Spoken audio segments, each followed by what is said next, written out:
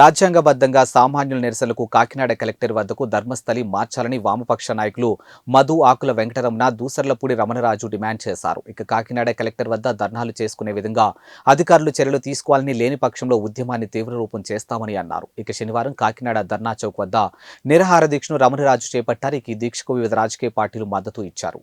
ఈ సందర్భంగా వారు మాట్లాడుతూ ధర్మస్థలిని కలెక్టరేట్ వద్దకు మార్పు చేసే చర్యలకు జిల్లా కలెక్టర్, ఏఎస్పీ సమన్వయ సమావేశం నిర్వహించి ప్రజాహిత నిర్ణయాలు తీసుకోవాలని వారు కోరారు. సామాన్యుడు సామాజికంగా ముందుకు రావడానికి సాహసం చేయలేకపోతున్నారని, కలెక్టర్ వద్దకు వెళితే కేసులు దాఖలు చేసి కోర్టులకు ఈడుస్తున్న దుస్థితి ఎదుర్కోవాల్సిన అజ్ఞత తీసుకొచ్చారని అన్నారు. ఇక తక్షణమే జిల్లా కలెక్టర్ వద్ద ధర్నా నిర్వహించుకునే విధంగా అధికారులు ఆదేశాలు జారీ చేయాలని డిమాండ్ చేశారు. ఈ కార్యక్రమంలో వివిధ పార్టీల నాయకులు తోకల ప్రసాద్, ఐశ్వర్య, తాళ్ళూరి రాజు, పోతురాజు తదితరులు పాల్గొన్నారు.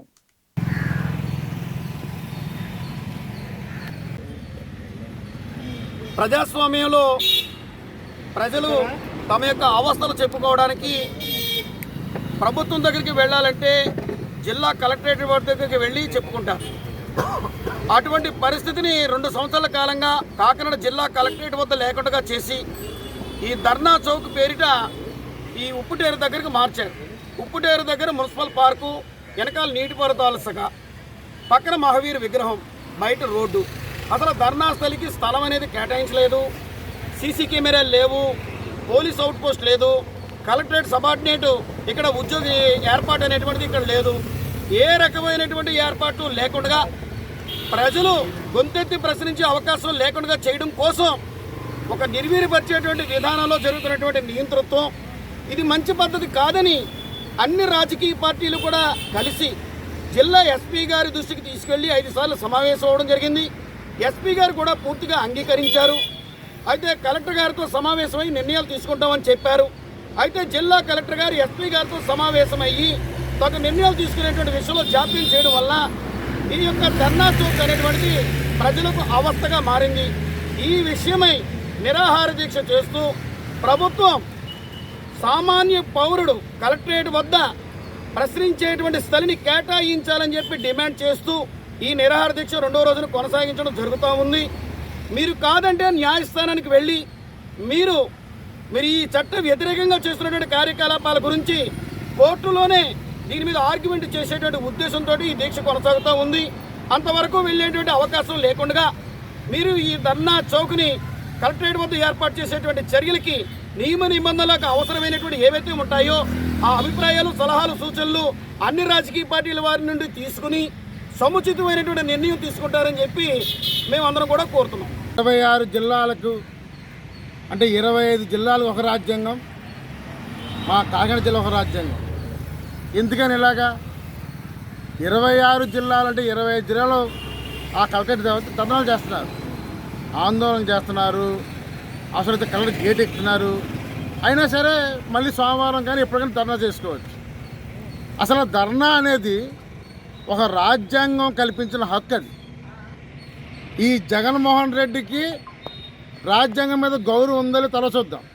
కానీ ఇక్కడ రాజ్యాంగాన్ని చదువుకుని రాజ్యాంగాన్ని మీద ప్రమాణం చేసిన జిల్లా కలెక్టర్ ఏం చేస్తున్నారు? ఆవిడ ఇక్కడ ధర్నా చేస్తే మీకు వచ్చిన ఇబ్బంది ఏమిటి?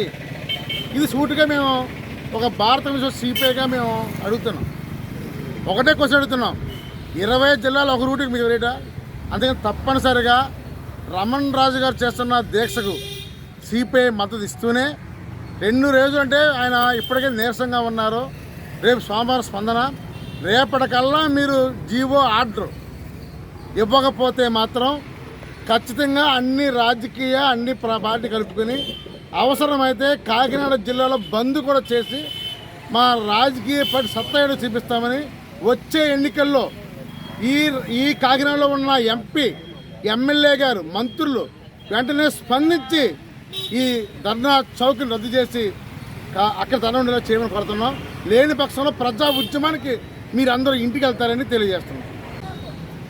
ఈరోజు అసలు ప్రజాస్వామ్యం ఉందో లేదో కూడా ఈ రాష్ట్ర ప్రజలకు ఎవరికి కూడా అర్థం కాని పరిస్థితి. ఎందుకంటే ప్రజల కోసం రాజకీయ పార్టీలు అవ్వచ్చు, ప్రజా సంఘాలు అవ్వచ్చు, కార్మిక సంఘాలు అవ్వచ్చు, మరి అందరూ కూడా ప్రజల కోసమే పోరాటం చేస్తున్నాం.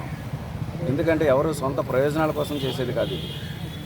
మరి ఈరోజు దోసలపూడి రమణరాజు గారు దీక్ష చేయడంలో మరి ఒక మంచి అవకాశం ఇది. ఎందుకంటే గతంలో ఉమ్మడి తూర్పుగోదావరి జిల్లా కింద ఉన్నప్పుడు కలెక్టర్ రేటు దగ్గర వినతపత్రం కలెక్టర్ గారికి ఇచ్చేటప్పుడు ముందు ఇక్కడ ధర్నాలు చేసి ఆ తర్వాత అక్కడ వినతపత్రం ఇవ్వడం జరిగేది. ఈరోజు అక్కడ ధర్నాలు చేయకూడదు అని ఇక్కడ తీసుకొచ్చి ఈ దేవీ చౌక ఇక్కడ ధర్నా చౌక్ కింద ఇక్కడ ఏర్పాటు చేశారు. అంటే ఒక అడవిలో ధర్నా చేస్తే ప్రజలు ఎవరైనా చూస్తారా? ఒక అడవి లాంటి ప్రాంతం ఇది. ఎందుకంటే ఇక్కడ జనసంచారం ఎవడో తిరగడు. అక్కడ ఇటువంటి ప్రాంతంలో మరి ధర్నాలు చేయమంటున్నారు. ఇక్కడ ఒక అవుట్ పోస్ట్ లేదు. ఏది చేసినా ప్రజల కోసం చేస్తున్నాం కాబట్టి మనం చేసేది అందరికీ కూడా ప్రజలకు తెలియాలి కాబట్టి ఈ రాజకీయ పార్టీలు అయితే ప్రజా సంఘాలు అయితే అక్కడ ధర్నా చేస్తారు. మరి గతంలో మేము కలెక్టర్ గారికి వినతిపత్రం ఇచ్చాం, ఎస్పీ గారికి వినతిపత్రం ఇచ్చాం. మరి ఎస్పీ గారు కూడా మేము దీని మీద తక్షణమే చర్య తీసుకుంటానని చెప్పి మరి ఈ ప్రస్తావన కూడా ప్రభుత్వం దగ్గర ఎక్కడ పెట్టకుండా కాకమ్మ కవులు చెప్తున్నారు జిల్లా ఎస్పీ గారు. చాలా దౌర్భాగ్యం. మరి వైఎస్ఆర్సీపీ చేస్తున్న అరాచక పరిపాలన చూస్తుంటే మేము తీవ్రంగా కాంగ్రెస్ పార్టీ నుంచి ఖండిస్తున్నాం. ప్రజల కోసం పోరాడేదే రాజకీయ పార్టీలు, ప్రజా సంఘాలు.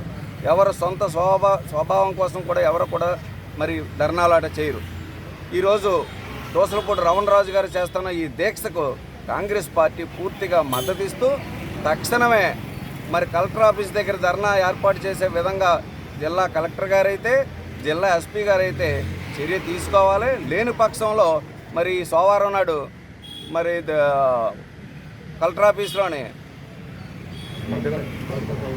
ప్రజా స్పందన కార్యక్రమం ఉంది. ఈ స్పందన కార్యక్రమంలో మేము వెళ్ళి మళ్ళీ వినతిపత్రం ఇస్తాం.